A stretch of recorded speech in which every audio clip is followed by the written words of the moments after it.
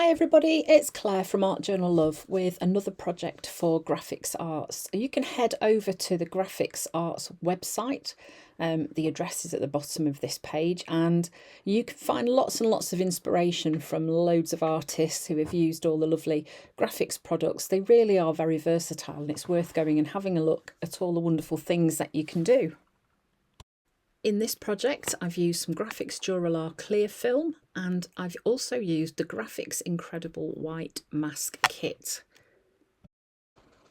So I'm starting off using some of the Duralar clear film. There are lots of different varieties of Duralar, but this one is quite nice to play with, and the alcohol inks work really well on this. And I'm also going to be using this white mask kit, so in there comes a tool as well to help you apply the mask.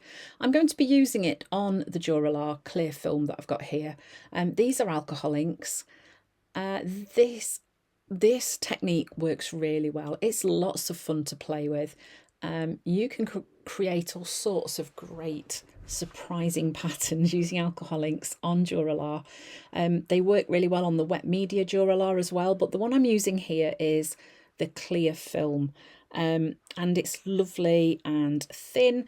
It works really nicely. You can use it in your journals and overlay journal spreads, but here I'm going to be creating some 3D elements to hang on a mobile. So here I'm just going in with a bit of blending solution just to move those inks around, and then anywhere where it's puddled and gone a bit muddy, I'm just going to mop those bits up, because I don't want muddy bits. So using a bit of kitchen roll just to lift those muddy marks out.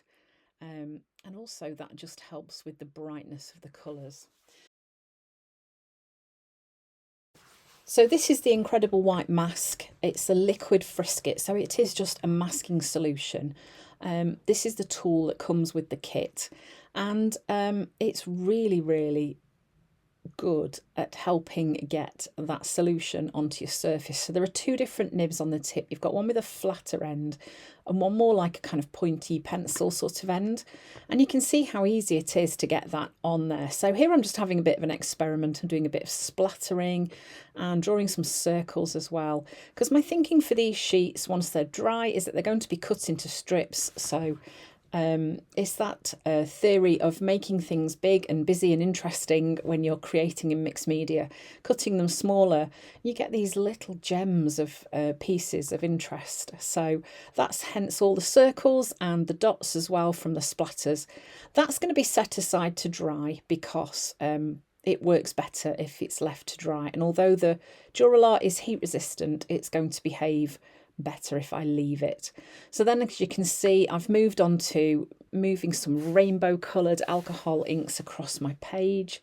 Then I'm going to spritz them with some isopropyl alcohol just to move them about a bit, let that kind of settle and finish moving. And then I thought, oh well, why not, let's just go in with some alcohol solution as well, blending solution. This is an alcohol lifting stamp pad, so I've got to clean my stamp in between, so you can see I'm just stamping it off on the left hand side, but basically works the same as kind of spritzing that blending solution on. But here you can transfer patterns from stamps onto the alcohol surface, and it's working really well on this clear Duralar, so it's a really fun technique to try. So going to set that one aside. Then I'm going back to the frisket, to the masking fluid, and I'm just going to pull some lines, some stripes across the page using the tool with the flat end rather than the pointy pencil end. And then again, I'm going to set that aside to dry. So one of the great things about the Duralar is it is heat resistant, and you can dry things with a heat tool on the Duralar, but I think I prefer to set it aside and let it do its thing. So now I'm just going in, drawing some circles with alcohol ink. So you can see I'm just making a few sheets with alcohol ink colours on them. I love how the alcohol ink plays on the Duralar. It is so much fun.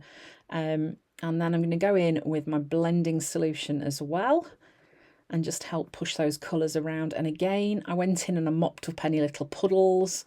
Then I've grabbed another stamp. I'm trying to find ones that are relatively clean, which in my collection is a bit of a challenge. And I'm just using the alcohol lifting ink pad to put some imprints of those onto the surface. So this is one of the sheets that has the lines drawn on using the frisket, the liquid frisket, and I'm just going in with alcohol inks again, a bit of blending solution, letting those move around, then waiting till it's dry. I'm adding a bit more colour first. Sorry, getting ahead of myself here. And again, I had to move some puddles of colour off there too.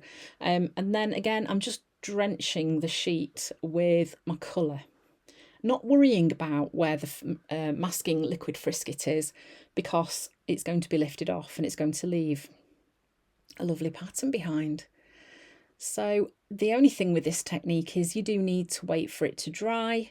Again, you could use a heat tool if you wanted to, but I'm not so keen on heat drying alcohol inks.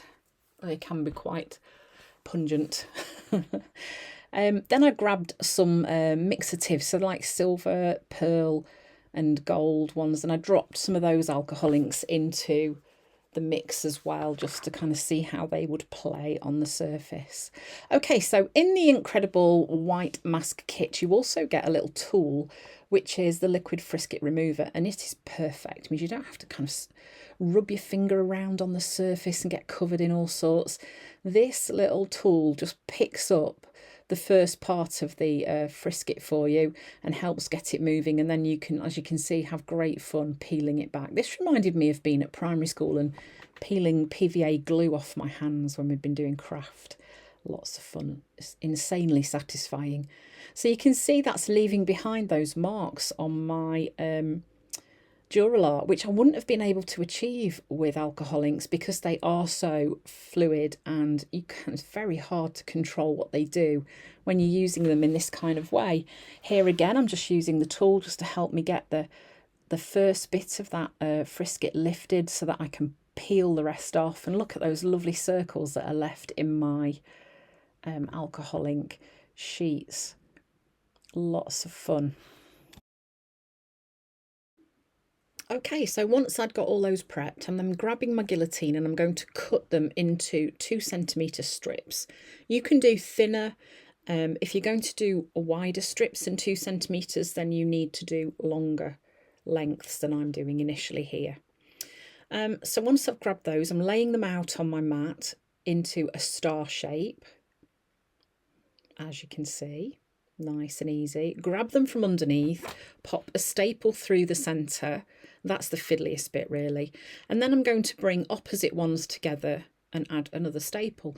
You could obviously use glue, but for me the staple was just nice and easy, and you can't really see them once it's hanging up. It was just a little bit quicker. There we go. And then just continue that until you've got them all brought into the centre, opposite ones together. It gets to this stage, it's sometimes easy to just do one at a time. And I am not looking for perfection here. I like that kind of I'm not quite perfect idea.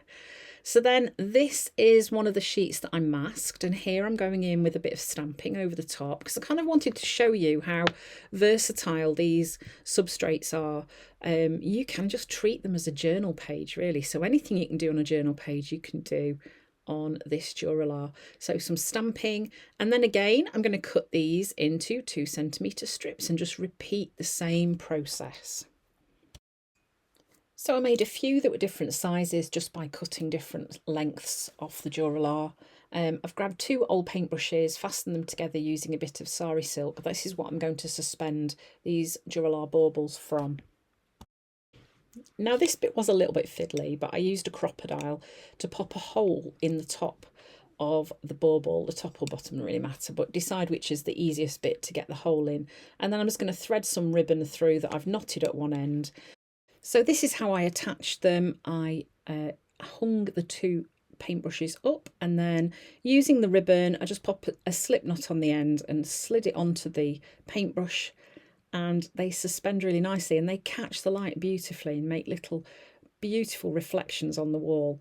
This is a really, really fun way to play with the Duralar and create a really colourful, pretty decoration to hang in your creative space. So a bit more of a close-up, you can see how they catch the light as they turn and how pretty those colours look as well. This was lots of fun to create. So don't forget, you can head to the Grafix website to look at the blog and see lots of inspiration from lots of wonderful artists who are all using the Grafix products. Thanks for watching. I hope you've enjoyed this video, a little bit different this time, and I hope to see you again soon.